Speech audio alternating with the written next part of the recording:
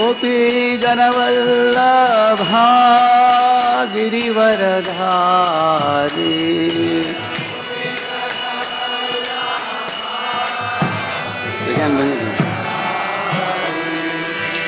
गोपी जनवल्लभा गिरिवरधारी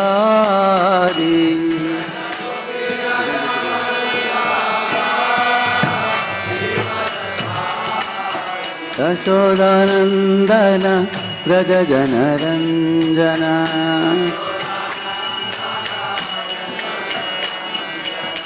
यशोदानन्दन व्रज जनरञ्जन यमुना तीरावनचारी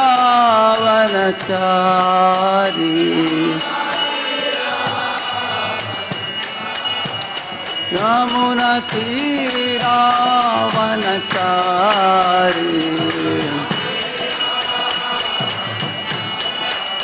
जय राधा माधवा कुंज विहारी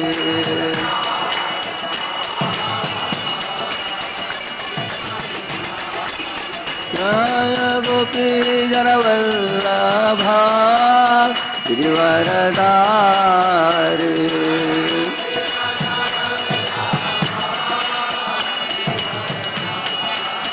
यशोदानन्दन व्रज जनरञ्जन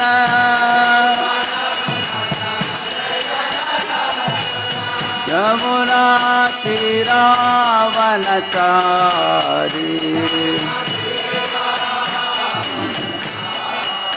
हरे Krishna Krishna Krishna Hare Hare Hare Ram Ram Ram Hare Hare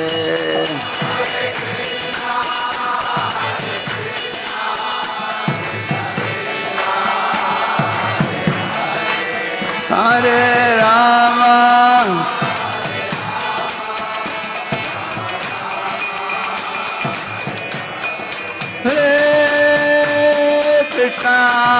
Krishna Krishna Krishna Hare Hare Hare Ram Ram Ram Hare Hare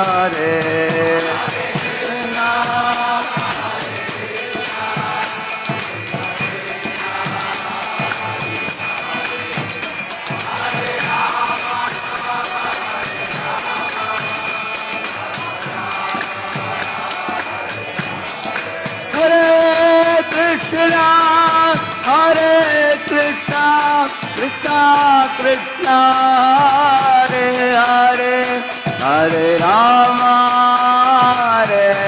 Rama, Rama Rama, Hare Hare.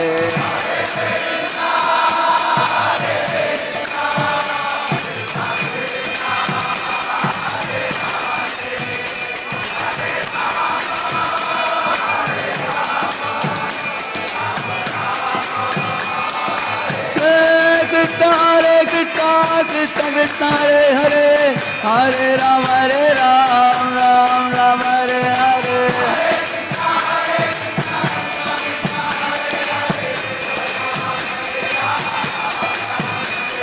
Hare Krishna, Krishna Krishna, Hare Hare, Hare Ram, Ram Ram, Hare Hare.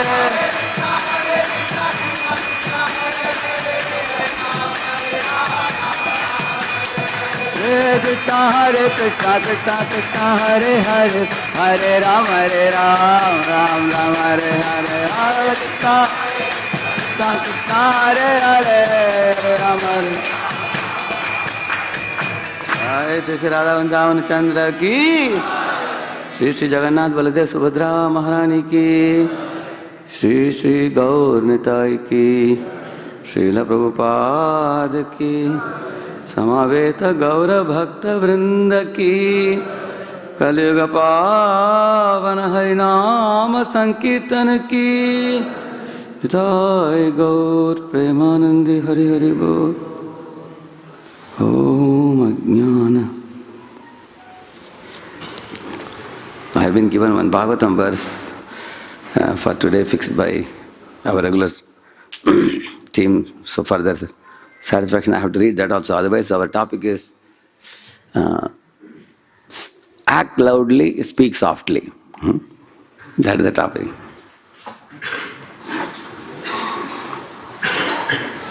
We will complete this verse and then we come to that topic, okay?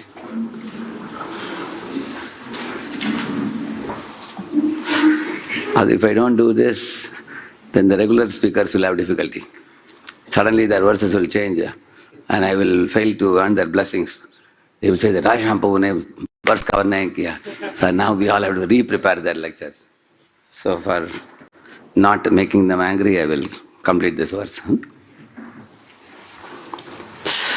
Om Ajnanatimirandasya Jnananjanashalakaya Chakshuvunmilitam Yena Tasmai Shri Gurave Namaha Shri Chaitanya Manobhishtham Sthapitam Yena Bhutale Swayam Rupa Kada Mahyam Dadati Swapadantikam Vandeham Shri Gurohu Shri Yutapada Kamalam Shri Gurun Vaishnavamscha Shri Rupam Sagrajatam Sahagana Raghunathanvitam Tam Sajivam Sadvaitam Savadutam Parijana Sahitam Krishna Chaitanya Devam Shri Radha Krishna Padan Sahagana Lalita Shri Vishakhanvitamscha Namavom Vishnu Padaya Krishna Pristhaya Bhutale Srimate Bhaktivedanta Swaminiti Namine Namaste Saraswate Deve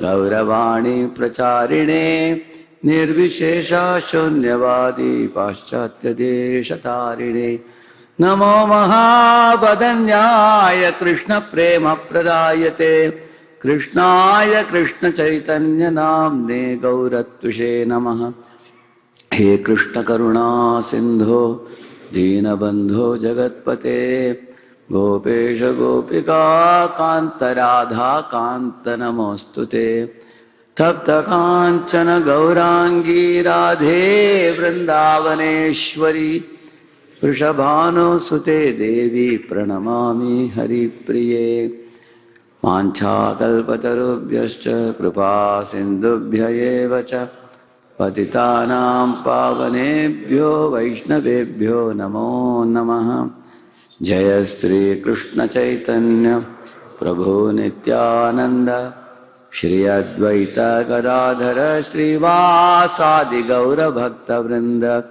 Hare Krishna Krishna Krishna Hare Hare Hare Rama Rama Rama Hare Hare Om Namo Bhagavate Vasudevaya Om Namo Bhagavate Vasudevaya Om Namo Bhagavate Vasudevaya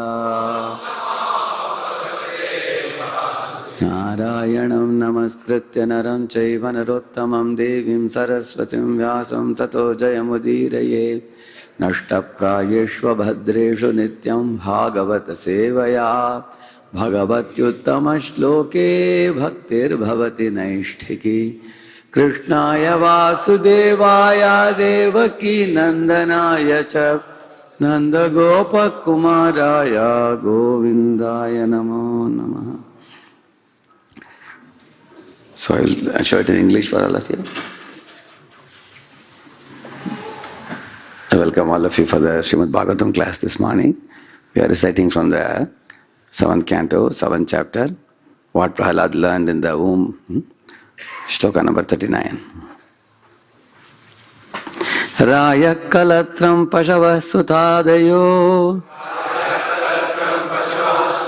Grihamahi kunjarakosha bhutayah Sarverta kama kshana bhangurayushah Kurvanti martyasya kiyat priyam chalaha Raya kalatram pashavah sutadayo Grihamahi kunjara kosha bhutayaha Sarverta kama kshana bhangurayushaha Kurvanti martyasya kiyat priyam chalaha Raya kalatram pashavah sutadayo Grihamahi kunjara kosha bhutayaha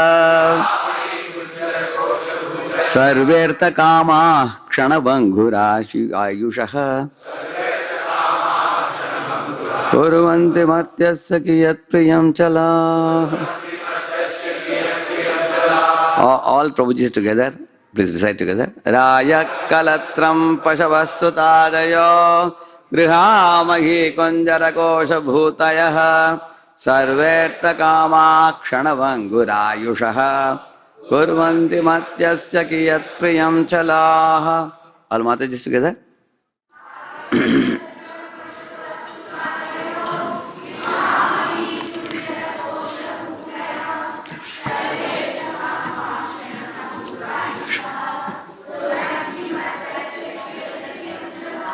Rayaha, wealth.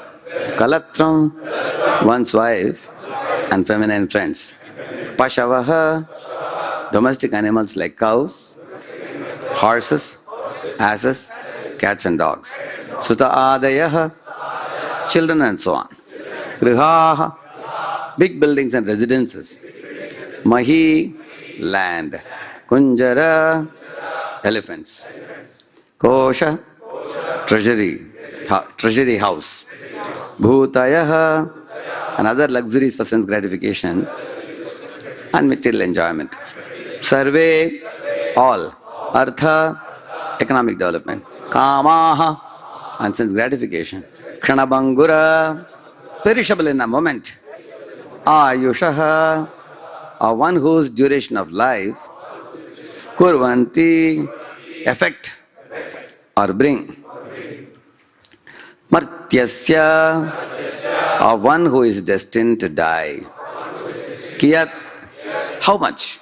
Priyam, pleasure. Chalaha, flickering and temporary.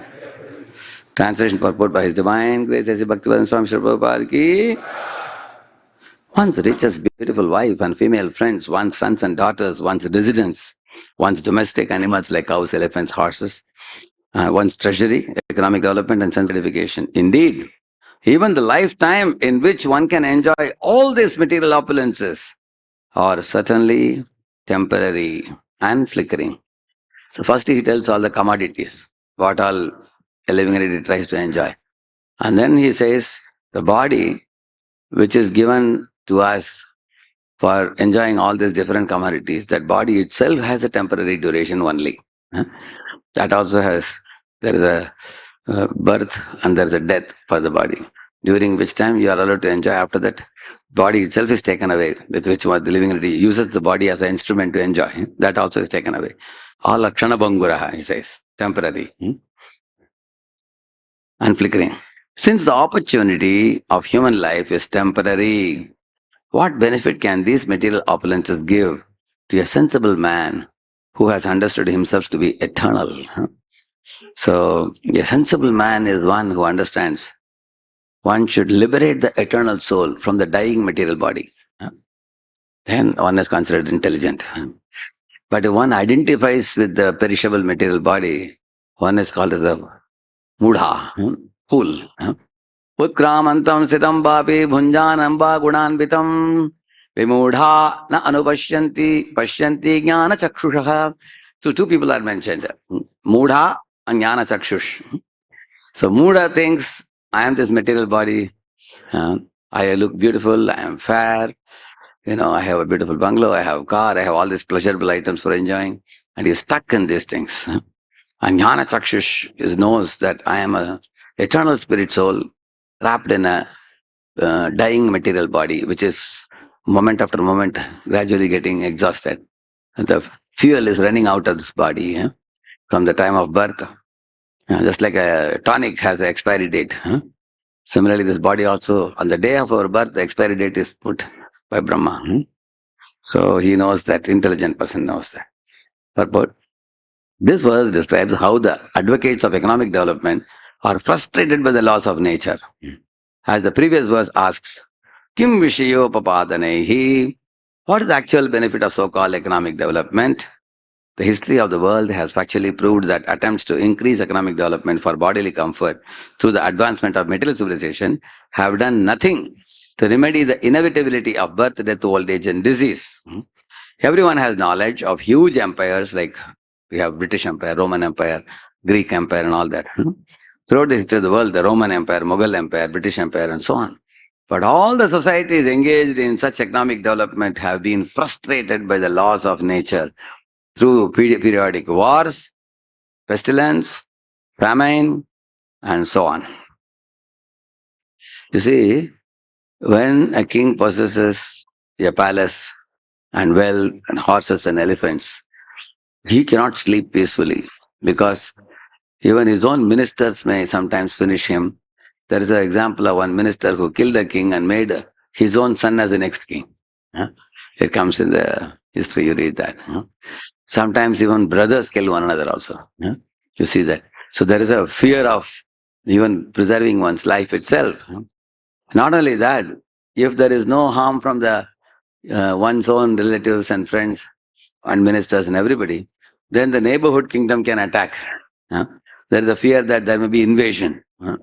You can see we had Mughal invasion, after that British invasion, after that many other people tried. So in this world, even though one may accumulate a lot of wealth, once you accumulate and become a famous person, then somebody else wants what you have. They want to loot you. They become very greedy. So there is a fear of attacks by the neighborhood kingdoms. In case somebody escapes, that also, somehow or other, they have a very powerful defense mechanism by which they have arranged a very big fort and everything and moat with man-eating crocodiles in the water all around the kingdom. Sometimes they arrange everything. Still, these things gradually wither away. Therefore, in Bible also there's a nice statement which says, do not strive for wealth which can be stolen by thieves, eaten by moths, rusted by wind. It is said. Very nice meaning. What is that wealth which will be stolen by thieves, rusted by wind, and eaten by moths? That is the material commodities. Like having a big bungalow and car and facility and everything. These things, if one is attracted to the glitter and glamour of this world, it will be finished. Be attracted to that priceless wealth which is love of God, which can never be taken away, which is a birthright of the soul. It's always with the soul. That's what it is. Two things are being criticized here. One is economic development, another one is sense gratification, kama. Artha and kama. The previous verse was criticizing artha, and this verse is criticizing kama. It is saying that you cannot maintain these pleasures forever. They are temporary. Kshanabhangurehi, he says. Yeah. And sometimes there are natural calamities coming through the devatas. Like you see Myanmar, buildings, 80-story, 60-story buildings are collapsing like pack of cards. You saw the videos? Any of you? Just vertically they collapsed. Many, many big buildings. They must have spent crores of rupees to construct them. In a moment, earthquake 7.7 magnitude, earthquake shook the earth. Your kingdom may be protected from all four sides, but earthquake comes inside, what will you do? Isn't it? Yeah. So there is no assurance in this world that the material commodities can be preserved forever. Cannot be done. Thus all their attempts have been flickering and temporary. In this verse, therefore, it is said, Kurvanti martyasya kiyat priyam chalaha. One may be very proud of possessing a vast empire, but such empires are impermanent. After 100 or 200 years, everything is finished. All such positions of economic development, although created with great endeavor and hardship, are vanquished very soon. You will see that one kingdom comes They demolish everything of the previous fellow and they build their own. And then somebody else comes and they demolish this fellow's thing and they build also. There are forts, even nowadays, stone forts. For those forts, getting those forts, kings killed one another. But today those forts are empty. Only the bats are flying inside. Bats have become the owner now. They're unoccupied nowadays. They're old forts. Where are those guys gone? All the fellows, they come, they fight for some time and they push off. They go away. Therefore, if you read this Bhumi Gita, 12th canto, is it third chapter? I think, is it? Bhumi Gita, she's laughing, Bhumi Devi. She's saying that look at these foolish kings. They are so greedy to expand their kingdoms even up to the ocean. She's telling. But these guys are going to leave this world helplessly as they came into this world as a small baby, kwa, kwa, kwa, kwa, waving the hands and legs. How they came into this world, in the same manner they will leave the world, she's telling. And they are not going to hold on to these kingdoms, but they are simply fighting with one another to accumulate more wealth, more power, more control, more elephants, horses, gold, silver, diamond, and everything. Fools, like that she's telling. So one should not hold on to something temporary. One should hold on to something permanent. Then you are protected. Isn't it? Like in Harkipodi, in Haridwar, you can take bath there, but the Ganga Pravah is very fast. So one has to be very careful. They have a chain like this. You have to hold the chain. Of course, once you hold the chain, then you can take bath. But somebody forgetfully, they do like this. Then the current will take you away. Correct? No? So make sure that you hold on to something that is permanent there. Very strong chain is put on the shore. Hold on to that. And by forgetfully you hold on to your towel, then the towel along with the towel will be swept away, isn't it? So we should hold on to that which is permanent. That's what the point is saying. He's saying, therefore they have been described as chalaha. An intelligent man should conclude that material economic development is not at all pleasing. The entire world is described in Bhagavad Gita, Dukkalayam, Ashashvatam. Miserable and temporary. Economic development may be pleasing for some time, but it cannot endure. Thus, many big businessmen are now very morose because they are being harassed by various plundering governments. Here he is saying that somebody has become a Karodipati, then all the income tax people, their antenna will be on. Hey, one more Karodipati. There was once one small video. That video, the heading of the video became very viral, very famous. Someone who thinks of you like that. Because many people feel lonely nowadays, correct, no? So that video starts like this. Don't worry. There is someone who thinks of you, and very comforting like that. But within, it's only 2-minute video only. They say, who is thinking of you? We income tax people think of you. That's what they're saying. Don't worry, very soon you're coming to your house. Better you keep your accounts ready, hisab kitab. Otherwise, we are always thinking of you. That's the end of the video. And that must have increased the attention of the fellow even more. Isn't it? Yeah. So in this way, there's many big businessmen are now very morose because they are being harassed by various plundering governments. In conclusion, why should one waste his time for so-called economic development, which is neither permanent nor pleasing to the soul? On the other hand, our relationship with Krishna, the Supreme Personality of Godhead, is eternal. Nitya Siddha Krishna Prema Sadhya Bunoi. The pure souls are eternally in love with Krishna.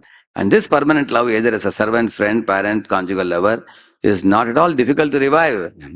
Especially in this age, the concession is that simply by chanting the Hare Krishna Mahamantra, Hare Nama, Hare Nama, Hare Nama, Iva Kevalam, one revives his original relationship with God and thus becomes so happy that he does not want anything material. As enunciated by Chaitanya Mahaprabhu, Nadanam, Najanam, Nasundarim, Kavitamba, Jagadisha Kamaye. A very advanced devotee in Krishna consciousness does not want riches, followers, or possessions. Raya Kalatram Pashabaha Sutadayo Griha Mahi Kunjara Kosha Bhutayaha. The satisfaction of possessing material opulences, although perhaps of a different standard, is available even in the lives of dogs and hogs. who cannot revive their eternal relationship with Krishna. In human life, however, our eternal dormant relationship with Krishna is possible to revive. Therefore, Prahlad Maharaj has described this life as artadam. Consequently, instead of wasting our time for economic development, which cannot give us any happiness, if we simply try to revive our eternal relationship with Krishna, we will properly utilize our lives. He's saying. You see, one example Prabhupada gives in the Bhagavatam, one of the purports. Sometimes the honeybees gather so much honey, now the whole honeycomb has become flooded with honey. It's dripping with honey. Then they decide that next few days we will not go for collecting honey because already we have adequate honey. So then they also drink honey. But while drinking honey, quickly, some honeybees develop a fear that other honeybees may drink more than me.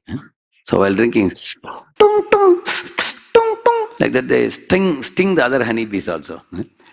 They are drinking to enjoy, but along with the enjoyment, they have to sting others so that they can't fastly drink like them.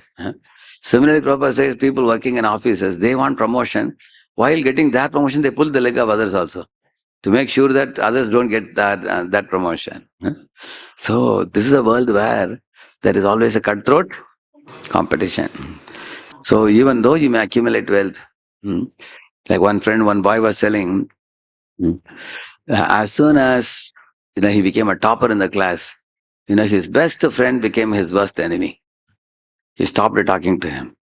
He turned his face away. He said, hey, we have been friends since school days. Now we have come to college. We have been together for 15 years. So his friend thought that I couldn't make it to the first rank. I am in 6th or 8th rank. What will my parents think? We are from the same village. He immediately became enemy. He was saying, that's a material world. If you are not popular, people ask you, what are you doing useless? You don't have anything. They say, if you become very popular and famous, they say, why did you become popular? Pull him down. Anything you do, there is problem. Isn't it? If you're insignificant, they say, yeah, you're useless, insignificant. If you become prominent, they say, why did you become prominent? Pull him. What kind of metal world? So the metal world, that's why it is said there is danger at every step. If one becomes a very rich man, somebody can murder and take him the money away. And if you don't have any money at all, then even food, clothing, shelter becomes difficult to live. So the material world, this way you go, that way you go, it's a problem. That is why he says, go back to Godhead. That's the solution he's saying. So we want to do this.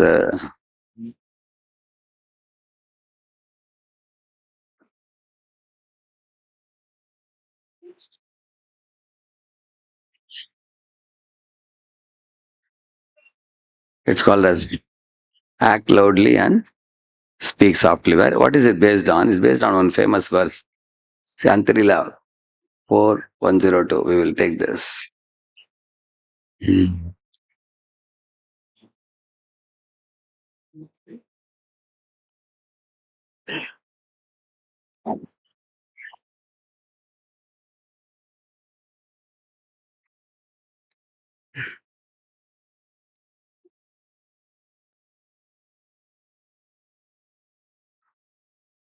Sanatana Muslim is saying this. All of you can repeat this. Jaya Jaya Shri Chaitanya Jaya Nityananda Jaya Dvaita Chandra Jaya Gaura Bhakta Vrinda आपने आचार्य के है ना करे प्रचार प्रचार करे न कह ना करे न आचार. Some behave very well, but do not preach the cult of Krishna consciousness, whereas others preach, but do not behave properly. Like for example, Daksha Prajapati is a very big talker, very influential personality, but he doesn't behave well because he offends Lord Shiva. Now, Kumaras, for example, they are very knowledgeable. They are great jnanis, and they study the scriptures very deeply, but they don't preach. They just keep the knowledge to themselves and they do meditation. Of course, later they will preach when Narada is requesting them to give Bhagavatam to Bhakti Devi. Then they speak. Otherwise, there are many jnanis who are very learned, but they may not preach. And but Daksha Prajapati may speak, but he doesn't behave well. Some preach well, but don't behave well. Some behave well, but don't preach. Neither is telling here. So, one example in South India, one of the acharyas gives. He says that our behavior is like the legs, and our vision or wisdom is like the two eyes. Say, for example, you have the eyes to see with clarity, you know the truth. But if you are arrogant, proud, boastful, and we ridicule others and we don't care for others, we neglect others, then what happens? Then we are lame. We have no legs. Because we have no legs, we may have eyes, you have to just be sitting in one place, you can't go anywhere. Whereas a person who has legs can go to different places and reach out the wisdom to people. This indirectly means even if you have knowledge, you will not be invited to speak anywhere if our conduct is not proper.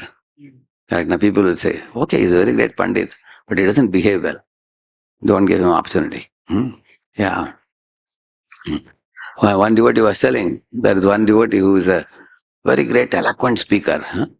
Very nicely he can speak. But the problem is, he will fix a program. If he gets a better program, he will go to that program. And he will not come here. So these people are telling, I asked, why you're a good speaker, why you are not inviting? He said, problem kya Duma lagate hain? What I was saying. I don't know what is Duma. Duma means fixing a program and not going there. Going somewhere else. I think it's a village language, I think. So this speaker, on one festival day, festival day, big speakers are in great demand. But this fellow had no program on festival day. I asked, why no program today? Because multiple places he fixes and doesn't go. He says, I will come here, just like our Vasishta. He fixed a program with Nimi Raja, that I will come for your sacrifice. Suddenly he got better remuneration in heaven. Another opportunity. So he left this and went there. Nimi is wondering, where is our Pujari? He got better offer. He went away. So then Nimi Maharaj fixed another person and did. But then Vasishta came back. Was he happy? He got angry, wild. Hey, I am fixed. Why you called someone else? And he cursed Nimi and all that. You see, it's a problem. So preacher has to be very, what do you call it? Preacher means not only we should know the subject well to speak, we also should need proper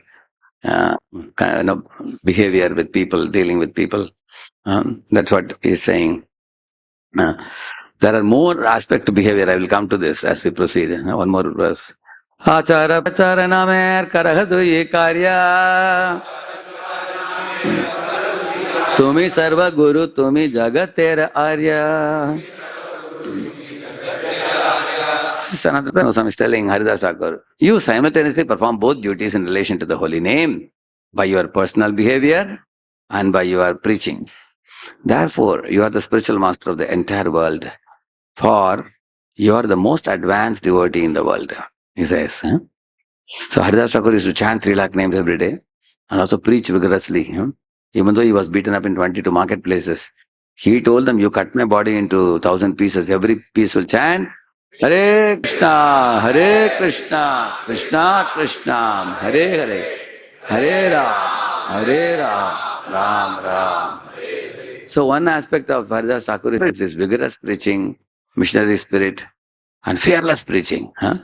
Absolutely no fear. You will see this is one of the daring natures of great souls. Like Prahlad Maharaj standing in front of his father, and father told him, today I am not appointing any servant to kill you. I personally will make sure you are killed today. So he brought the sword also. Let me see how your Vishnu comes to protect you.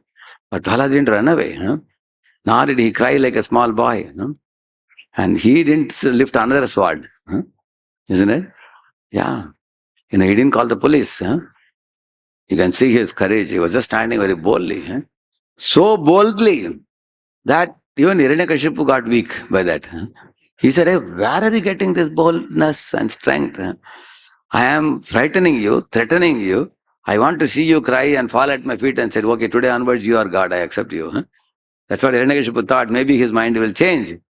But Prahlad is standing fearlessly, do what you wish. And Prahlad is super confident because he knows that if Lord wants to see me end my life, I will end my life. If Lord wants to see me live, then nobody, no power on earth can stop me from living. So he was fully confident. So he told his father, my dear father, my strength and your strength and Brahma's strength, it's all coming from only one source, which is Lord Vishnu. He said he was very fearless. Similarly, Hanuman also, very fearless. He, in fact, he went to the court of Ravana to make an assessment of the strength of Ravana, isn't it? Yeah. When Ravana insulted Hanuman by not giving him any seat, he's a messenger from Lord Rama. He told many ministers, don't give him a seat. Let us insult this monkey by not giving him a seat. Hanuman said, I'll make my own seat. He just made his tail like a seat and sat on the top. So tall, so high he sat, Ravana had to look at him like this. So Ravana, by his own behavior, humiliated himself. Then Ravana said, you see, monkey, now that you have come inside our palace, you are going to be put behind the bars. We can even kill you if you want. It's better for you to be obedient to us and do what we say. Cooperate with us. He said, Naham Ramasya Dutasya Karishe Vachanam Tava. He said, I am Ramadut. I give you assurance that I will not follow you. That's what Hanuman said. He was very fearless in chanting the holy name. So he was proud of being a servant of Rama. Dasoham Kaushalendrasya Ramasya Klishta Karmana. I am servant of Lord Rama whose character and activities are spotless. I am not your servant, I am Rama's servant. So he was so bold actually. So Prahlad or Hanuman, Haridas Thakur, same character. All of them very confidently they practiced. And Haridas Thakur's behavior is so gentle. You will see that one time there was a Gopal Chakravarti who was like one of the superintendents in the place of Govardhan Majumdar and Hiranya Majumdar. So he was like doing a job there. He was a job holder in their area, in that place. They had a lot of estates. He was taking care of the estate. So one of the days, Haridas Thakur was invited to the home of Govardhan Majumdar, Hiranya Majumdar, and they very respectfully, very honorably welcomed them for giving a satsang program. So Haridas Thakur was glorifying the holy name. At that time, this Gopal Chakravarti, he also had a little academic taste. So he also came and sat. So in the course of the lecture, Haridas Thakur made one statement that even a glimpse of the holy name is enough to award liberation. Just like when the sun is about to rise in the morning, you don't see the sun, but you see the sky is already lit up. You all have seen that? Correct? Before the sun appears in the sky. Similarly, the full holy name is like the full sun, which is called out of Shuddhanam Prema. But before Shuddhanam comes Namabhas. Even a Namabhas name is capable of awarding liberation. Like that, he made a statement. And because this fellow had a moksha kam, our Gopal Chakravarti, he had very high opinion about moksha. And he thought bhakti is inferior, moksha is superior. Like that he was thinking. He immediately protested. He thought Haridas Thakur is not well aware about liberation. He was thinking. Because many fellows think that the devotees are chanting, dancing in the street, they may not be so knowledgeable. People think like that. So he told Haridas Thakur that, if what you said is not true, within 3 days your nose will melt and fall, he said. And Haridas Thakur did not repeat back saying that your nose will fall after 3 days if it is true. He didn't say that. That is his gentle behavior. See, this is a very important thing. Somebody else may behave rashly with us. How we respond is very important. One time, in a newspaper, somebody wrote bad about Gandhi. And a dozen people came running to Gandhi and said, Gandhiji, about you, they have written like this. Just see. And Gandhi saw that and smiled and he left it. They asked, should we write a counter article blaspheming the person who has written this? Gandhi said, you see, if a shoe bites you, will you bite the shoe? Yes. If you bite the shoe, your mouth will be spoiled. Correct, no?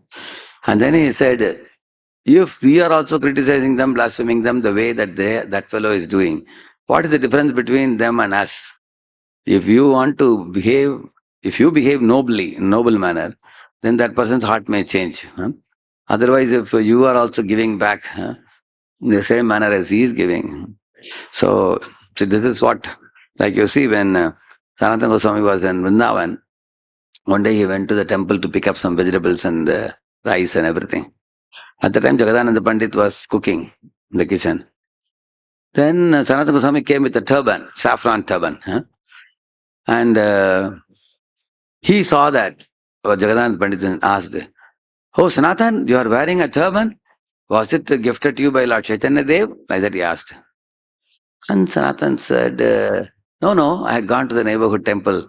There's a Mukundanand Saraswati. He gave me this cloth, so I am wearing it. And he was an impersonalist. Soon as Jagadananda heard it, he became very angry. Some impersonalist is giving him a cloth and he is wearing it on the head. He took one pot in the hand and he lifted the pot. He said, "What? What will Lord Chaitanya think about you?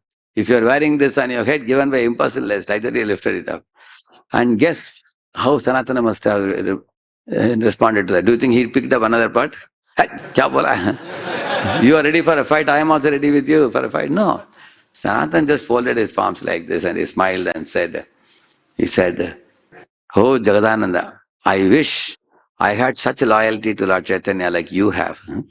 Therefore, Lord Chaitanya has sent you here to Vrindavan to teach me how to develop more affection for him."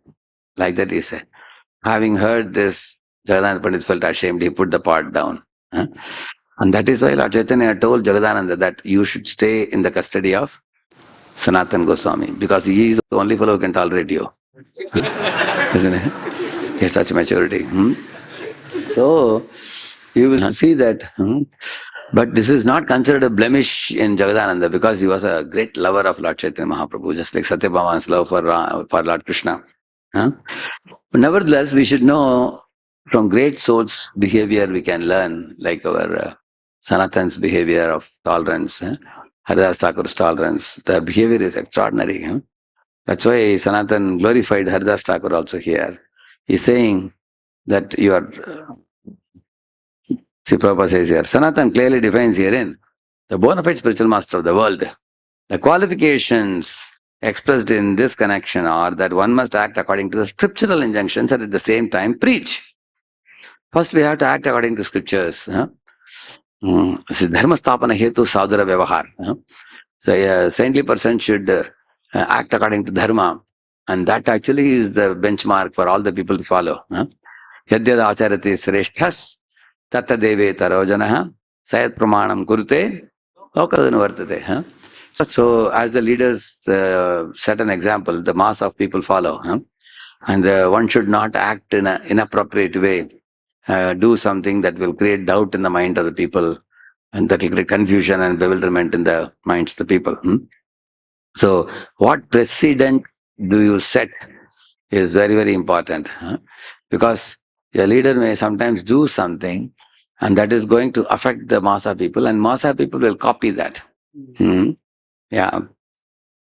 Like for example, as a Vaishnava sometimes, you may be overly soft. For example, in the name of respecting all Vaishnavas, if you go and associate with Mayavadis, then your disciples also will think, I can also associate with Mayavadi.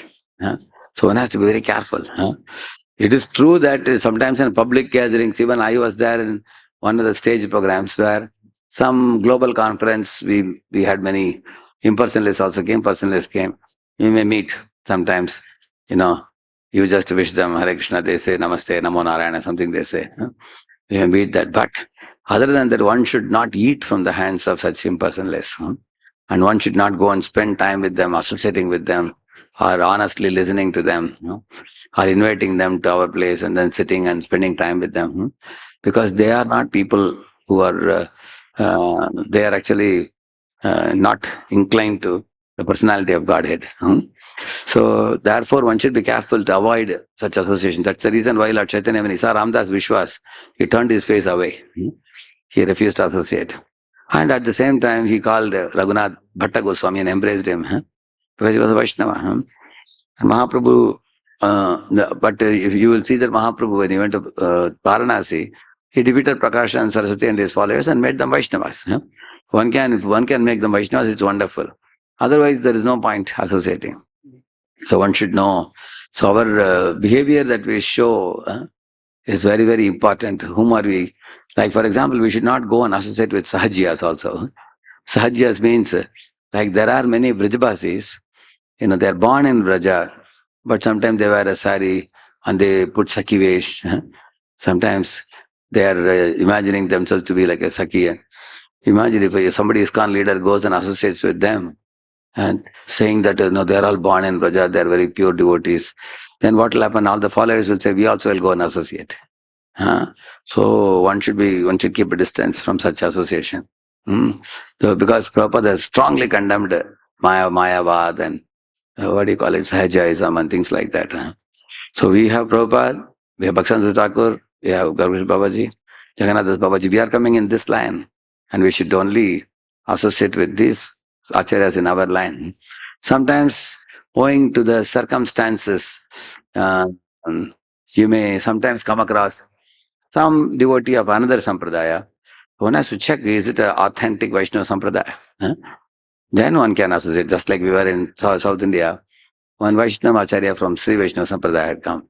So we invited him to our sabha. He came and sat and he spoke few minutes. So all the boys used, he spoke. So one should know who is fit for association and who is not fit for association. One has to be very careful about it.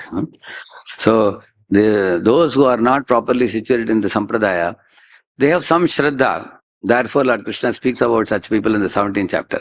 You will read. Because Arjuna asked a question. In the 16th chapter, you said there are people who are divine and demoniac, you spoke. But there are some people who are not demoniac. At the same time, they are not surrendering to Krishna also. They are surrendering to somebody else. What about those people? Then Krishna told about Tamoguni, Rajaguni, and Sataguni Shraddha. He tells about that. Then in that way, they have different type of things they are following. So we have to be very careful. So Achar, when we say whom we associate with, that's one thing. And also our ornament of a Vaishnava is Vaishnava etiquettes. Mahaprabhu told this to Sanatana Goswami. So Sanatana Goswami, one day when Mahaprabhu called him in Jagannath Puri to Siddhapakul, so he came through the seaway on the hot sand. And Mahaprabhu told him, why did you come like this? Your soles of your feet have got blisters now because of the hot sun and the hot sand. You could have come from the Simadwar area. He said, the Simadwar area, many pujaris are coming and going out. They are all worshipping Lord Jagannath. And I am a fallen soul. Their body should not touch my body and it will get contaminated. Therefore, I thought better come by this way. He said. That's the time Mahaprabhu said, oh, Sanatan, you are so strict with your etiquettes, in following the etiquettes. And he said, etiquette is the ornament of a Vaishnava, he said. That means how we deal with superiors, how we deal with equals, how do we deal with juniors. So Mahaprabhu taught how he dealt with Advaitacharya Prabhu, or Sri Rangapuri, or, like Paramananda Puri, and all those people, Ishwarapuri, how he dealt with his guru and guru's god brothers, how he dealt with them. And how we deal with our juniors, how we deal with our equals. So all these things constitute the etiquettes. So how we deal, how we speak, and how we even think also. Even our thought process, all these things are very important when it comes to behavior. So, okay, now let us see the notes now. Let's go to the notes. I've highlighted some portion. You can see those portions.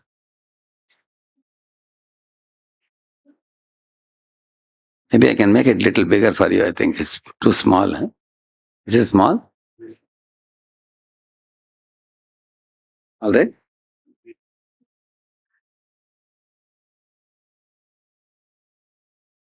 See, spiritual master must be strict in practice. This is another thing, an example. One who practices and preaches Krishna consciousness is a true acharya.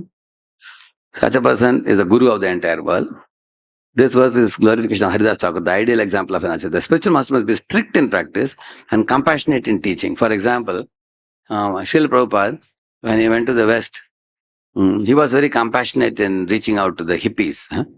He knew that the hippies one of the first things he introduced to hippies was prasada. Kirtan and prasad. And one lecture I heard Prabhupada saying that. Prabhupada said, we have many books, 70, 80 books we have. You can read these books and understand. And in case you don't have so much knowledge to understand these books, don't worry. Just chant and eat prasad. That's all. You'll go back to Godhead. He says that. If you have faith in this chanting, that is enough. Vaishnava means you wake up in the morning chanting the holy name. You go to sleep chanting the holy name. Eat prasadam chanting the holy name. Some sannyasi is coming, welcome him chanting the holy name. You have to give a send-off. Give send-off chanting the holy name. Anything you do in the daytime, along with that you chant the holy name. In this way, if you have so much shraddha in the holy name will take you back to Godhead. So he was very compassionate in his teaching. He often quoted Gauranga and Nityananda, how they delivered so many people. So, but personally, Prabhupada was very strict in his own practice. He got up at 1 o'clock in the morning and he would be translating the Sanskrit literature into English and making it available as Srimad Bhagavatam and other books, isn't it? So he was very strict with his own, he was cooking also, cleaning, washing. He was sacrificing a lot. His time and energy, his sleep. So he was very strict, rigid in his practices, personally. And when it came to the teaching of the hippies, he knew that from wherever they were, from that stage he elevated them. Somebody was here, he brought them here. Somebody is here, he brought them here. Somebody is here, he brought them up, like that. So Prabhupada both practiced strict sadhana and extensively preached Krishna consciousness. He was not just a practitioner, he was a very vigorous preacher. Prabhupada says in one lecture, I have two great ambitions in life, he was telling to devotees. They asked, what is it? My first ambition is to make all Americans into Vaishnavas, he said. And then second ambition is to use those Americans to go all over the world and make the whole world Krishna conscious. So that were his two ambitions. So Prabhupada was very ambitious. He said, aim at the rhino, he said. Why he said aim at the rhino? Which means he said, if you aim at a rat, people will laugh at you. But if you aim at the rhino and even if you miss the target, people will say, at least you aimed something high. So his aim was to reach the whole world. Prithivate achayadi agradigram. Sarvatra pachar hoy pumorna. Okay, I will show you something important. See, we should try to be practicing preachers and preaching practitioners. Repeat this. Understood, no? That means we should not only be preachers, we should be what preachers? Practicing preachers. Similarly, we should not only be practitioners, but we should be... Like for example, there are some devotees staying in ISKCON temples. They will not only read the Bhagavatam, they get into all Acharya's Tika commentary, they read the Sandarbhas, they have read also, many people. But they don't teach that to anybody.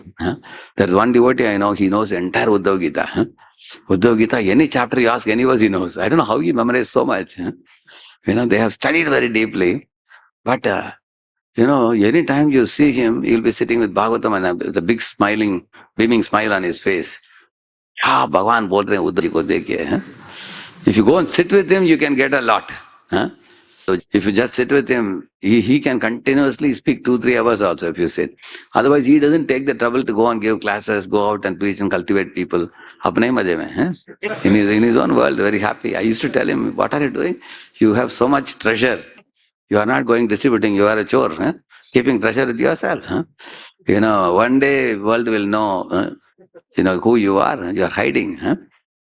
Prabhupada were there, Prabhupada would catch you. Prabhupada, in San Francisco, Prabhupada said when he was installing the deity of Jagannath Baladev Subhadra, Prabhupada turned to the hippies and told the hippies, you see, all of you should preach this message of Krishna consciousness. And the hippies were wondering, what can we preach? We don't know anything. So one girl was telling Prabhupada, Swamiji, you are so realized, so knowledgeable, so learned. What about us? We don't know anything, she said. Then Prabhupada said, therefore, Shrotavyaha, you should hear. Then Kirtitavya, then you can preach. Then one boy asked, Swamiji, how long we have to hear? About 10, 20 years is all right? Prabhupada said, what are you talking? hear 2 lines, speak 2 lines. Either he said. That was Prabhupada's expectation. So I was telling this devotee, Uddhav Gita devotee. See, Prabhupada saying, read 2 lines, speak 2 lines. You have what is become 2 lines? You are studying 20 years. 20 years you are reading books. What are you going and preaching? Go out.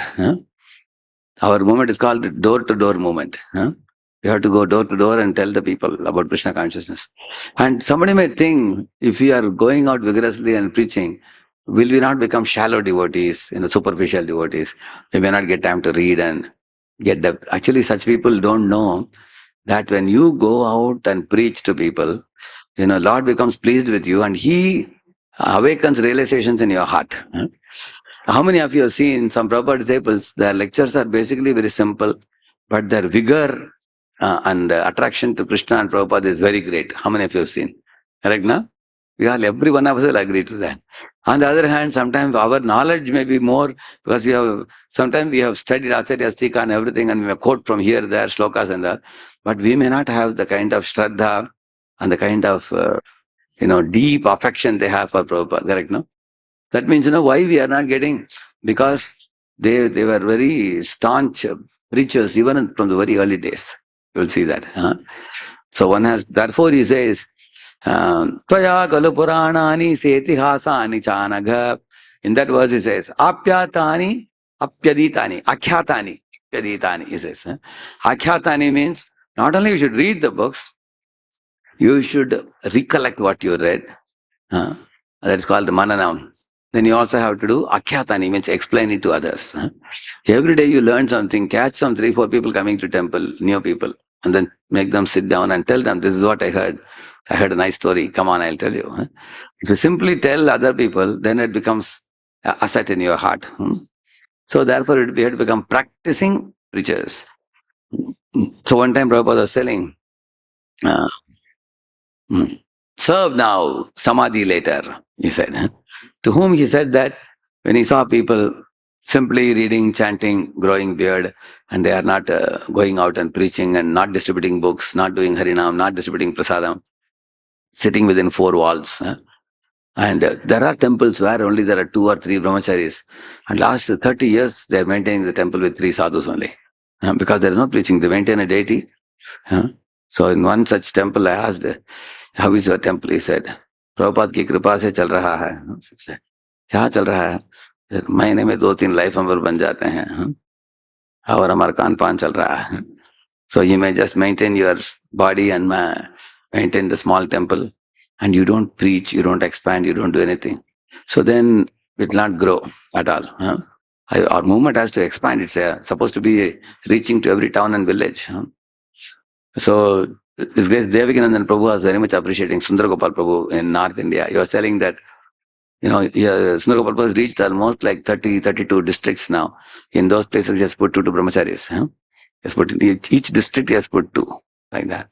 So, and they come to temple and they go back and forth. They come and they run their own temples. It may be difficult in the beginning for them. New place, village, how to do. So we are planning somewhat similar in Hyderabad also. In Hyderabad, we have 33 districts in Telangana, and the 23 districts in Andhra. So in all these districts, if we don't go, so many other conversion and all those things are happening because those people spread very fast and their religion is very liberal also. You can do whatever you want and then you just accept it. So if we don't preach, people don't know that we exist. Like you will see this Padayatra is so wonderful. Padayatra goes to nook and corner, every village, and people have seen Padayatra, Bullock. They heard Hare Krishna, they heard Prabhupada, and they at least received a book. Even my father, in my native place, there was no ISKCON temple. So the Padayatra was passing by. And the Padayatra, one of the devotees, I knew the devotees. I had told it's my native place. So suddenly they went to my father's shop and they entered the shop, and then they put a rose garland on his neck and he was shocked. He was like amazed, seeing that. Who are these people coming and putting a big garland for me? And they said, we know your son very much, Radheshyam Prabhu. And they gave him a bunch of books. So he gave them a donation. So immediately he got touched. He took spiritual life. Probably that impacted him so much that he decided to come and spend the last part of his life in Pune. Last 1 year of his life, he stayed in Pune. So this Padayatra, it may not stay in one place, it moves place to place, but they are reaching books, reaching prasad to people. So every temple can consider having bus parties and Padayatras to reach the nook and corner. And then wherever possible, two devotees who put in every district, every taluka, some preaching should be started, Harinam Sankirtan. There are certain aspects of our movement which are easy to do even by not so very highly qualified devotees. For example, to give a class, you have to be learned. But do Harinam, they are very young devotees also can do Harinam. To distribute prasadam, yeah, anybody can do. Cooking and to give the temple card to people. See, there is one organization, probably you may be knowing this, Radha Swami, they call it. These people, they have halls everywhere. And they put their Swamiji's video. And 200, 300 people come and sit in the hall. And then they go back. They give some little prasad, drone prasad, something, they go back. And these people learn a lot. So, in this way, through videos, some organizations are preaching like that. And our organization, there are live people available to speak. Funny thing is, we have to preach and expand. That's the point. We have to be actually preaching practitioners, not just practitioners alone. Similarly, practicing preachers. Like if somebody is a preacher, he is very eager to preach, but he doesn't come for the morning program. He is not chanting with devotees. Whether he is completing rounds or not, God knows. Some days 2, 3 rounds are remaining. He is thinking, tomorrow I will complete. And next day he doesn't complete. Next day another 2, 3 rounds remain. Is it good? So, if we become weak in our chanting, in our reading, in our devotional cultivation, then how will we be able to preach? We won't have the potency. What is the famous verse? Krishna Shakti Vina Nahi Tara Pravartan. Without Krishna Shakti, we cannot preach and make devotees. Of course, it's possible for us to memorize shlokas and everything and give lectures, but we cannot impact people's lives. Impacting means what? Bringing people to the standard of chanting 16 rounds, following 4 relative principles, becoming a loyal follower of Prabhupada, correct, no? It's difficult to make them committed followers.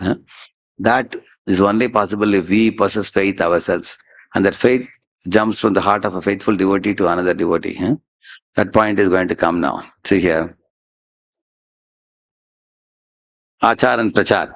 Achar means personal conduct. Prachar means preaching about the holy name. I told you about this. Jadabharata, he was completely detached. So he was a Bhajananandi. 4 Kumaras were also like Bhajananandi. But later on he preached. Yeah.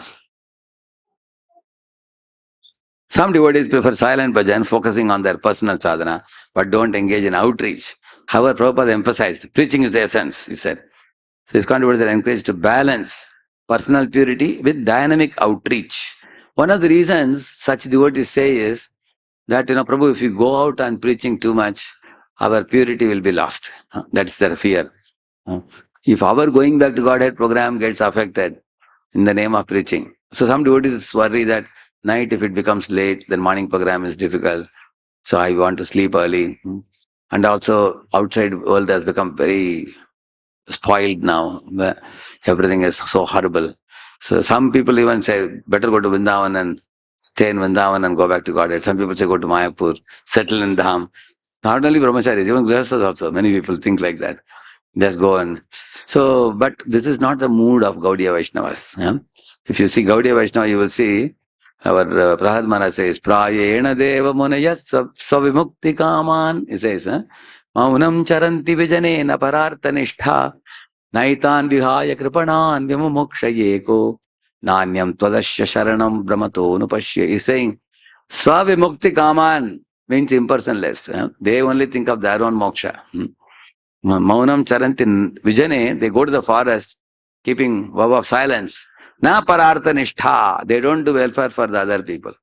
But Vaishnava means one should, Prabhupada wanted ISKCON devotees to stay in the heart of the cities and tolerate the city life troubles and preach and expand. So therefore, we have to balance personal purity with dynamic outreach. See, those who preach but don't follow, Daksha, I told you the example, Ravana. Ravana was a big scholar of the Vedas, but he would never apply the principles in his personal life. Hiranyakashipu was also like that. Very knowledgeable. He is giving such beautiful examples. You can use it for your device course also. On science of soul. Such nice examples. You can learn from Hiranyakashipu. Nice. But he was not a practitioner. He was just a big talker. Big mouth. Just to speak but not apply. So people will not like it. There was one very big great orator who would get applauses from the audience. So he was telling about how this Bangan is Begun. Begun means it has no qualities, it's very bad. It's a worst sabji. One eats that you will get tamaguna and everything. So the lecture was going on, his home was in the neighborhood only. His wife was also hearing the lecture in FM. She was hearing. So afternoon time he came for the food. Then when his wife was serving all the guests and everybody, so she was serving this Bangan fry. So she just skipped him and went to the next person. He said, "Hey, why are you not giving me?"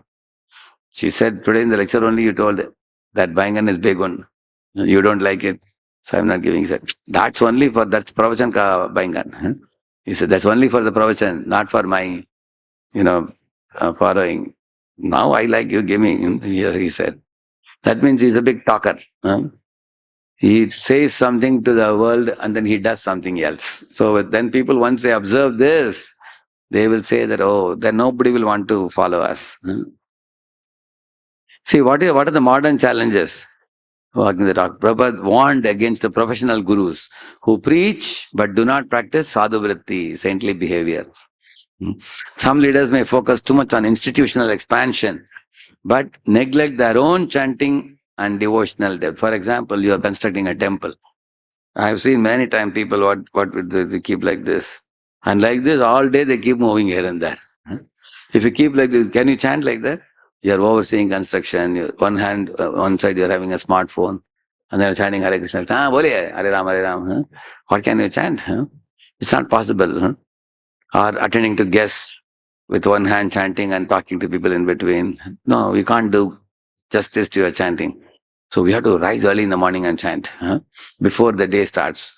So Gauranga Prabhu once was telling in one of the gatherings, he said, 9 a.m. to 9 p.m. you can engage me in all services. And 9 p.m. to 9 a.m. is my personal time. He said, So 9 p.m. he sleeps, gets up at 3 a.m. So 3 a.m. to 9 a.m. is sadhana. Correct, no? So that don't disturb me. If I do that well, that's like the foundation of a building. If you laid foundation of a building, then you can erect a very big skyscraper. Or if you have a root of a tree, then the tree can come. Without the root of the tree, how can the tree exist? So the morning 3 a.m. to 9 a.m. is very important for us. So we don't want to simply go for institutional expansion without devotional depth.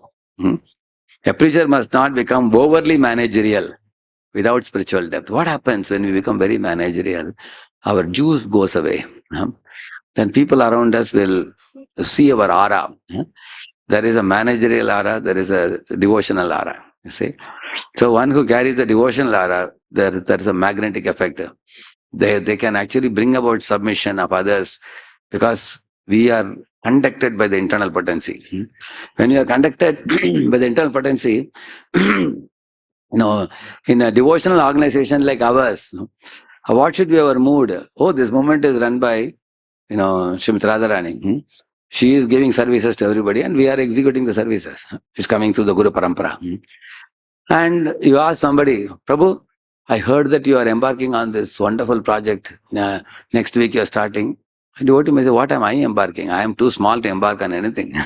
If Radharani is pleased, if Guru Maharaj is pleased, Prabhupada is pleased, they will do wonderful things. I am just going to be an instrument in their hands. That's the genuine feeling of a devotee. I am not the doer. I am just one of the tiny instruments. There are many others are also there. I am not the only one. I also happen to be here, fortunately, to be able to assist in this mission. Like that devotee feels like that when it comes to doing great things. Similarly, when somebody is not cooperating or working properly, immediately what a devotee will say, see Prabhupada, how much he sacrificed. See, we should cry tears seeing his sacrifice. You tell some pastime of Prabhupada and then you touch the heart of the devotee. And you say, see, Prabhupada has created all facility for us so that we can preach nicely. How can we not be grateful to him and do manmani, our own thing? Then a devotee will take it seriously, correct? No? On the other hand, if I am not conducted by internal potency, then what will happen to us? We will use brutal force or our managerial position and strength derived from authority position. With that, we'll try to get things done. That is not all pleasing to anybody. That will produce dryness. Such kind of managerial, overly managerial becoming over. In those days, in Kunjaveri temple, way back in 1999, there was one fellow who appointed as a manager in that. So you would go and tell a person, hey, आपको करना पड़ेगा, ठीक है ना? Like that he would say. And they would say, no, I won't do. Like the some devotee will say. Then he will tell them. Then I will tell the president. Then he will put a bomb. President को बोल दूंगा. Then that other fellow will say, ठीक है मैं कर दूंगा. Then I will do it. So that sometimes he would get things done like that. So, but this fellow had a difficult time to get things done from people because he was pushing people managerially. He was very young also. He was not spiritually advanced. So he was struggling manage. So one day this fellow told the other devotee, he told him, देखो मैं manager बोल रहा हूँ करना पड़ेगा आपको. I am manager telling you have to do it. Like that he was telling.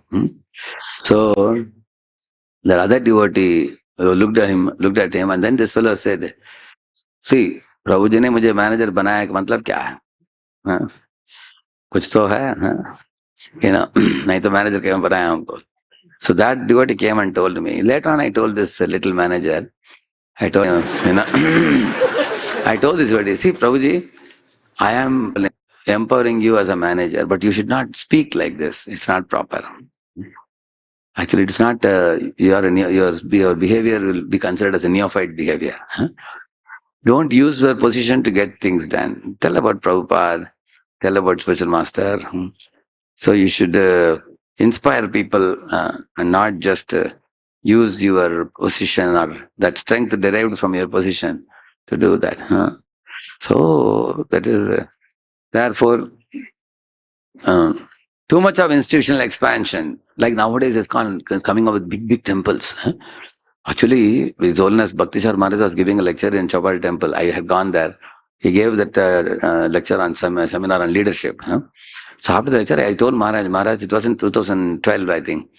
Maharaj, we have just completed the new project in Pune, NVCC temple. We have opened it.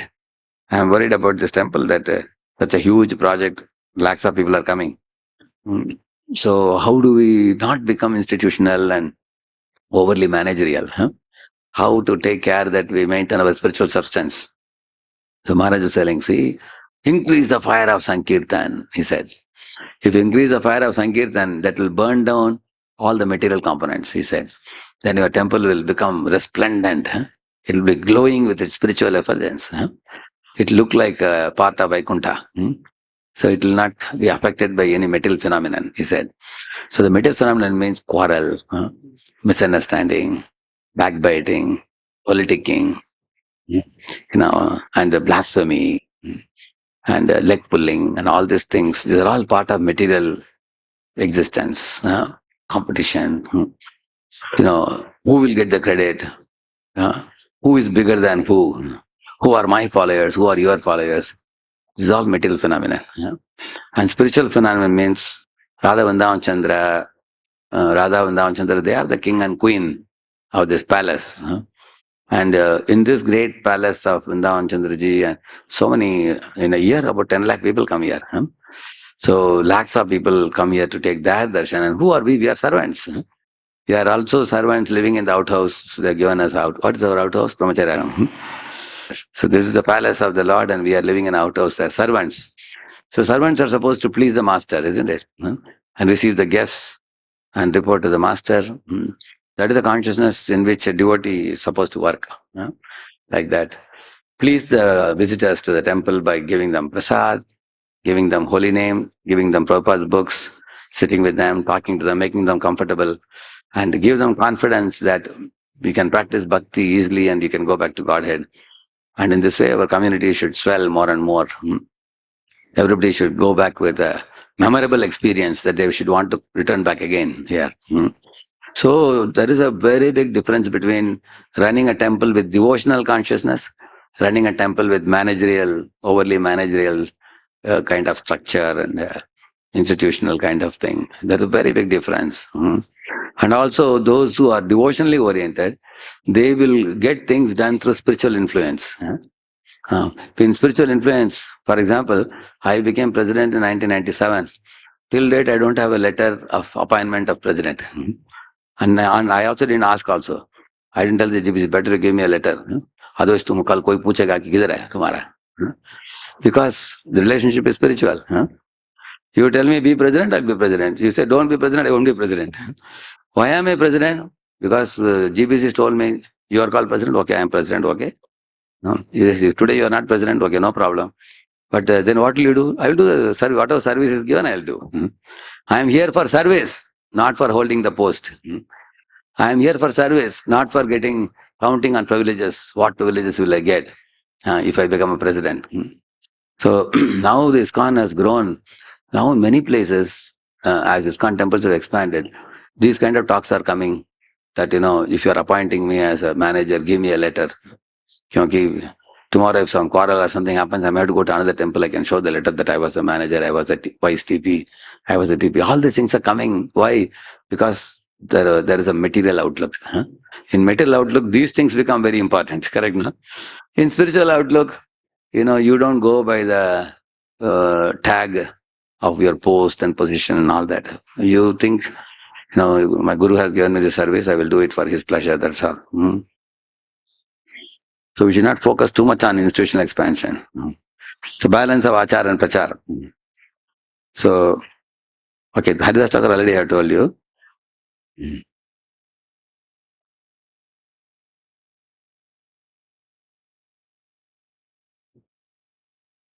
This is another point. See, skills without qualities and qualities without skills. If you see Brahmin cobbler, Narada visited both cobbler and the proud Brahmana. Humble cobbler and proud Brahman he visited. So what is the lesson from this story? Skills without character is dangerous, because Lord Vishnu told Narayana. Narayana told our Narada, see, this Brahmana will take million lifetimes. Cobbler will, in this very life, will come back to me because he has Shraddha, he is humble, so he will come back to me. So we need the qualities. You see, there is one episode where I'll just show you two verses I will show you. Yeah.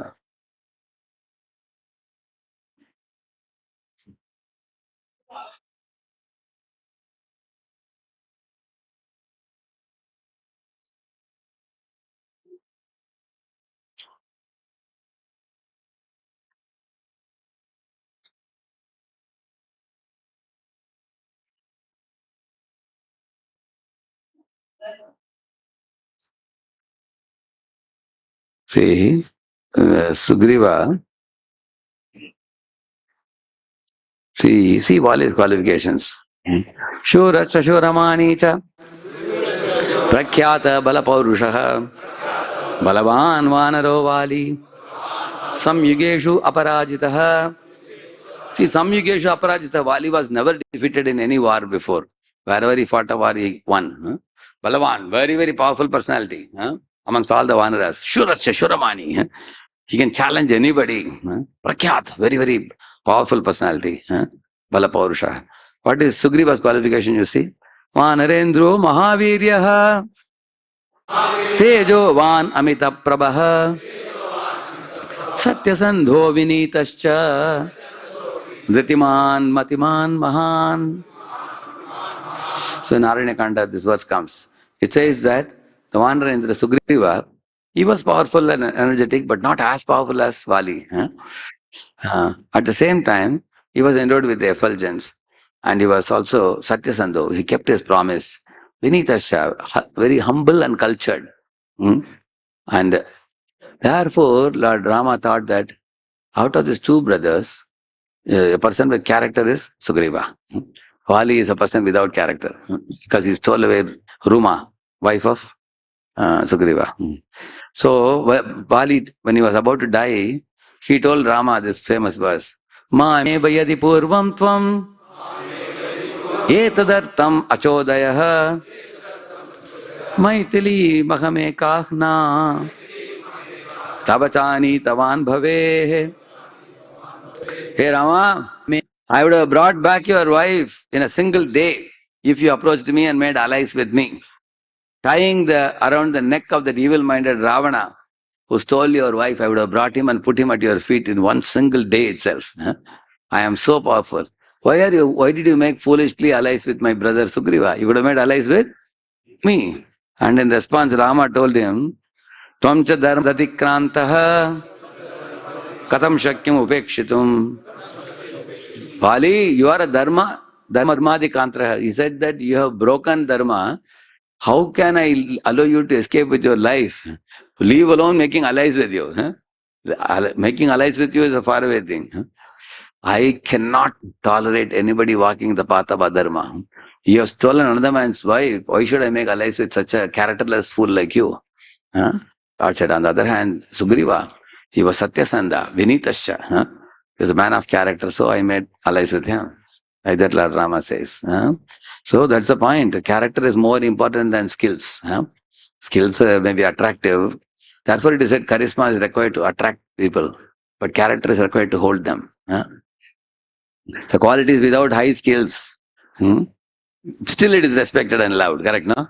If somebody has only qualities, he may not have very great skills, people still respect that, oh, he's a person who's a person of character. Of course, we can have both qualities and skills, but out of the two, which is more important? Character and qualities are more important, not the skills. See, okay, how do you act loudly and speak softly? You see? That means we should be seen as chanting, reading, rising early. Others should observe us. Yes, this Prabhuji gets up in the morning, he comes for the Mangalarati, he is chanting.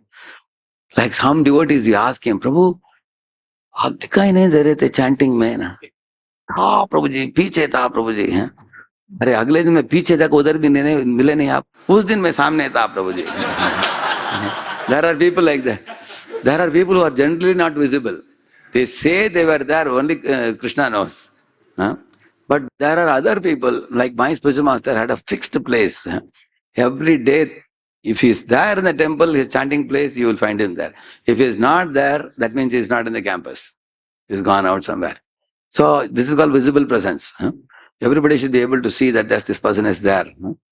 So be seen chanting. Similarly, serve menially, mopping, cleaning, prasadam serving and all. And live simply, wear simple clothes. Don't accumulate too many gadgets. Some people get one gadget, then second, and third. Finally, they find 2 dozen gadgets around them. You become a gadget sadhu, carrying so many gadgets, too many things. One should limit them. And also, His Holiness Kadamkand Maharaj asked, daily while going to bed, you check how much your fingers contacted the beads versus the electronic gadgets. Whether your fingers are touching gadgets more or bead bag more. That shows how much devotionally minded you are. Good point, no?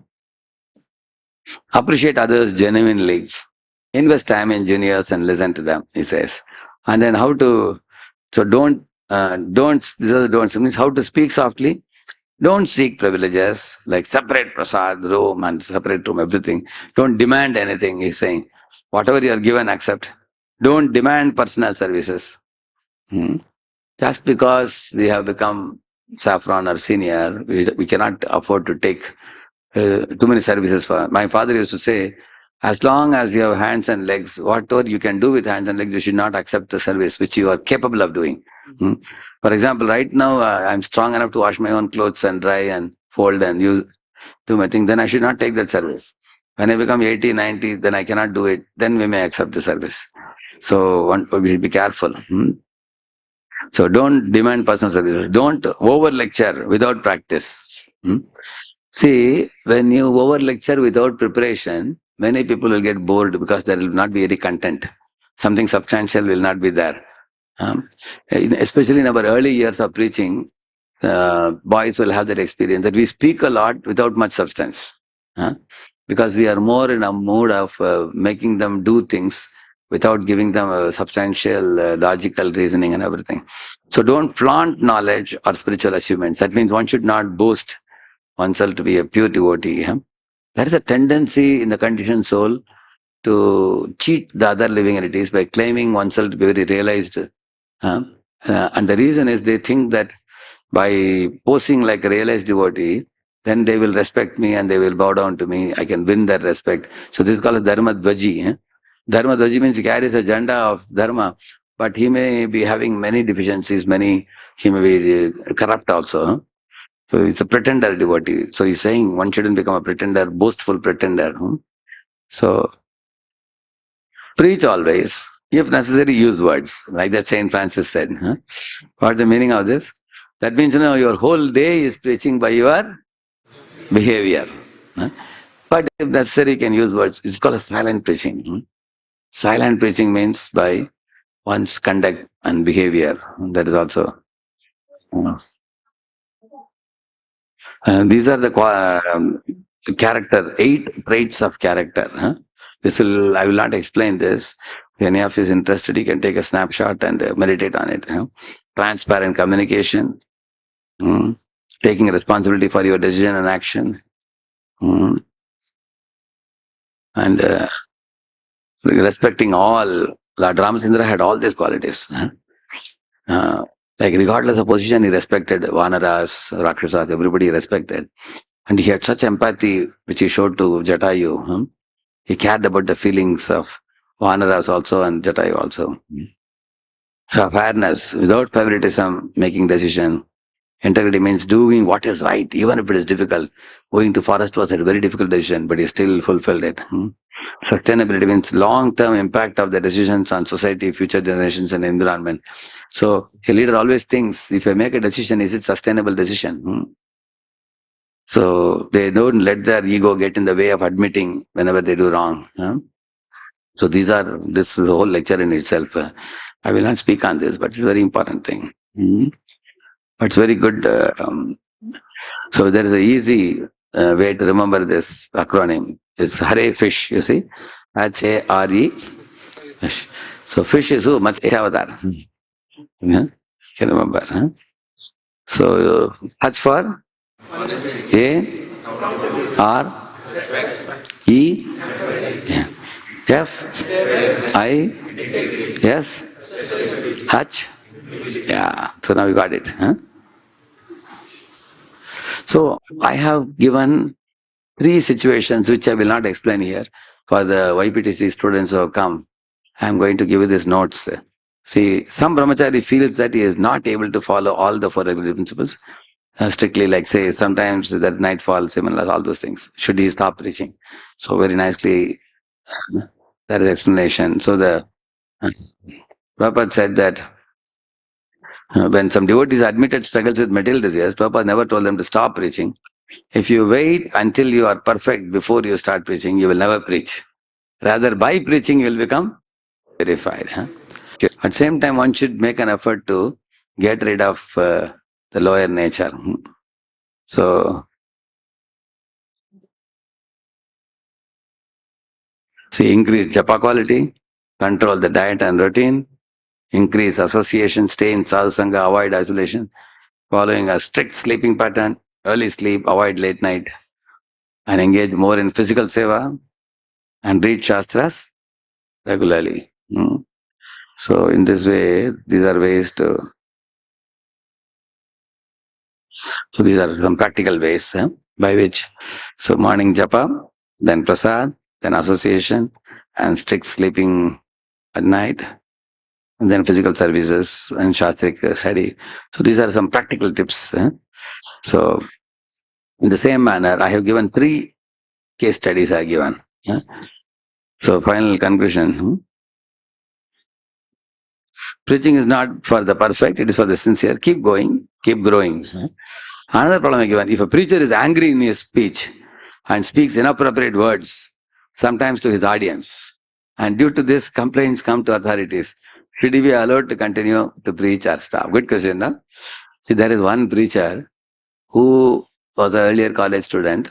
So he, in his Vyasasan, he is sitting and while speaking, In the Bhagavatam lecture, he uses the word, with the meaning of which is, the stool of a bull. Huh? So that's the meaning. That word he uses. So every Bhagavatam class, at least once he will use this word. So 2-3 classes he gave like that. After that, he was banned to give class for 6 months. Huh? You cannot speak dirty words. Maybe before coming to ISKCON, somebody might have been using that word. But after coming to ISKCON, one has to stop. Huh? One cannot use gali, bad words. So one has to be very...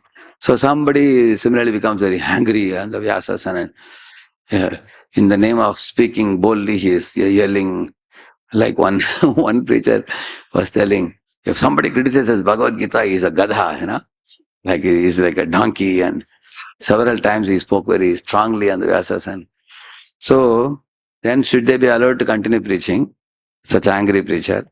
So you can read all the answers. See, they have to be regulated and purified. So when is anger acceptable? We have Hanuman example, Arjuna's example, Chaitanya becoming angry and all those things are all right. Huh? But here you see, a true leader is kshama, forgiving, shanti, peaceful, dhamma, self-control. Krodha is a gateway to hell. Krishna says, no. He says that Trividam Naraka Sedam Dwaram, he says. So one should give up such behavior. And Nardamani's instruction for King Yudhishthira, not become angry, even if insulted. The Brahmana should not become angry. Tolerate, he says. The preacher must not let personal anger or inappropriate words disturb the audience's faith in Krishna consciousness. Because when people come to temple, if you speak angrily, some bad words and all, they lose the faith in the process. So there is a difference between strong speech versus offensive speech. Prabhupada also was strong in his speech, but never offensive. He corrected the errors, but with compassion. Like, when a guest once challenged him, Prabhupada firmly yet kindly said, you are a fool. But then he explained why, in a way that the person accepted. One time, one man asked Prabhupada, Swamiji, you say we are not happy. We are getting nice food. We have a nice house. We have nice entertainment. I am happy. And Prabhupada said, come here. And he showed, look at the pig. He asked, what is that? He said, pig. See, you see, pig is very fat. And Prabhupada said, yeah. Is it fat or not? The man said, yes, Swamiji. He must be happy, otherwise how is he fat? But Prabhupada said, look at what he's eating. Similarly, you're eating meat and eating crabs, eating chicken and eating goats. The pig is eating dirty things. And the pig is having sex with anybody, even mother, sister, and daughter also. He doesn't do any discrimination. Look at his lifestyle. So, if you are saying you are eating meat and drinking wine and you are happy, how are you different from the pig? Prabhupada asked. And the man was amazed. He was enlightened. He said, thank you so much. Now I understand. He said, your devotees are different from that. They don't eat meat. They don't drink wine. They don't even drink coffee, tea. They drink only milk. But Prabhupada could speak like that and win the heart of that man. Can we do that? Because Prabhupada has compassion also. Therefore, what Prabhupada said, you see, the devotee asked Prabhupada, whether Prabhupada, can we chastise guests like you do? Prabhupada said, no, I can do it because they know I love them. But you should be humble. He said, and Prabhupada also had the age also. People saw him like a grandfather's age. Young people speak like the way he speaks. People will think you are very proud and arrogant, obstinate, they will think. The preacher must correct. But if people feel insulted, then he is not representing Lord Chaitanya's mood. That's the criteria. So take seniors' guidance, do self-reflection, practice tolerance. And then finally, there are 3 solutions here. Temporarily pause public preaching if somebody is too angry. And then anger management training should be given from NOI and Bhagavata and all. More association of sober preachers. So here is the summary. That means occasionally you are angry, generally you are a good preacher, then you train him and allow him to preach. Frequently you become angry, repeated complaints are coming, pause public preaching and focus on sadhana. You're offensive and blasphemous and discouraging audience. Stop until rectified. See how compassionate is Vaishnava philosophy. According to one's disease, accordingly the punishments are kept. So that ultimately We don't want to see you grow. At the same time, we can't allow you to damage others also. Correct, no? So like this. So I given one more thing problem. Yeah, a preacher has fallen down with a woman and then he was coming for the program and he still wants to be in saffron and continue what to do. So I have done the whole thing. So it's available. So I'll give you these notes also. So especially YPTC devotees will need this. So I will give it to Antadi Prabhu. He will send it to all of you. Okay. Shilpa Prabhupada ki, Gaur Bhaktivinoda ki. Thank you very much. So it's pretty late. Anybody had questions? There should be some Google sheet where they can put the questions, which I will answer when I go to the. You can make a Google sheet, I think. Huh?